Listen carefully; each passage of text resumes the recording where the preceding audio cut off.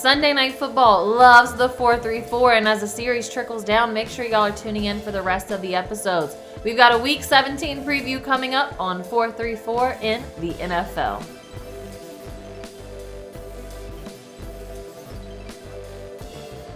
Hello and happy holidays, everyone. My dog decided he wanted to come be a part of the show today, but I'm really forward to here with Week 16. Now, throughout the season, we've had some unexpected twists and turns, and one of the teams that's been affected the most by that has been the Steelers. They lost their star wide receiver and running back on the offseason. Big Ben gets hurt in Game 2. Then after that, they've been battling injuries all throughout the season. They didn't win a single game in September. And despite all those things, they have an 8-7 record and have playoff hopes. But Sunday was not the best day for Pittsburgh.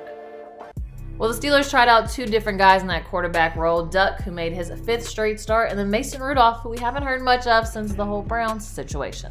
Well, Duck's going to throw not 1, but 2 interceptions against the Jets. But for a third-string quarterback to have 4 wins under his belt and only 1 loss is not too bad. The loss was last week, 2 interceptions. What are the Steelers going to do? They're going to put Mason Rudolph in the game. He scores the only touchdown for the black and yellow on Sunday, but he would get hurt with a shoulder injury, and now he's on the injured list. So who do the Steelers have to go back to? Duck. Like I mentioned, third-string quarterback. 4 wins, 1 loss. Not too shabby. How much more can you ask of from a third-string guy? But that's enough about the offensive side. We're going to take a look at the defense and check on our 4-3-4 player, Tremaine Edmunds. He had 4 total tackles against New York. But the Steelers haven't lost 2 in a row since September, but that would change after losing primetime last week to the Bills and now to the Jets. Check in on our next E-boy, Tremaine Edmunds, who's in Foxborough playing to see who could be number 1 in the AFC East. Now, this game, the Patriots offense just controlled the game, had possession for over 39 minutes compared to the Bills' 21 minutes. But Tremaine would not go down without a fight. 9 total tackles on the night, a tackle for loss.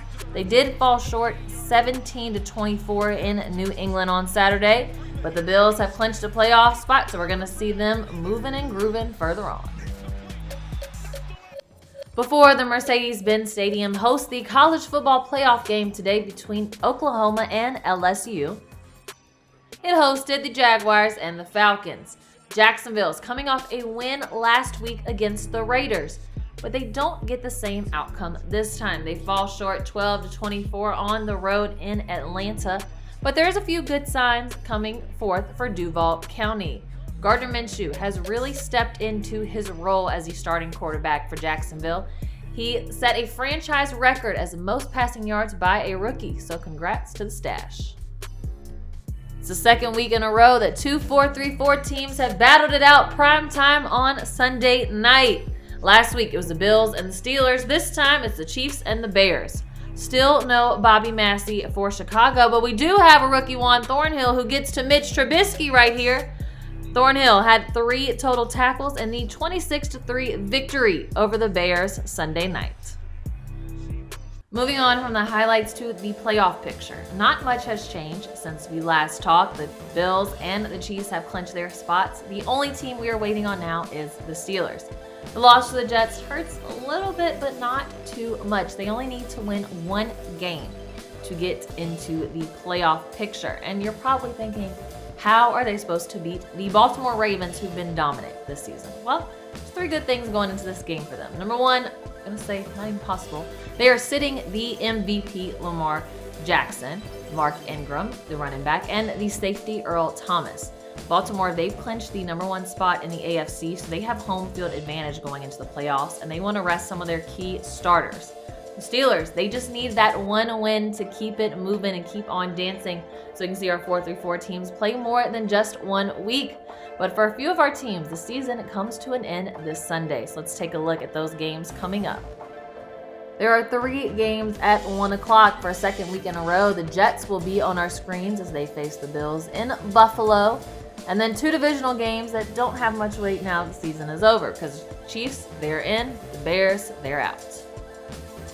2 games at 4:25. We'll see Jacksonville play their last game on the season at home against the Colts, and then the Steelers, who desperately need the win over the Ravens.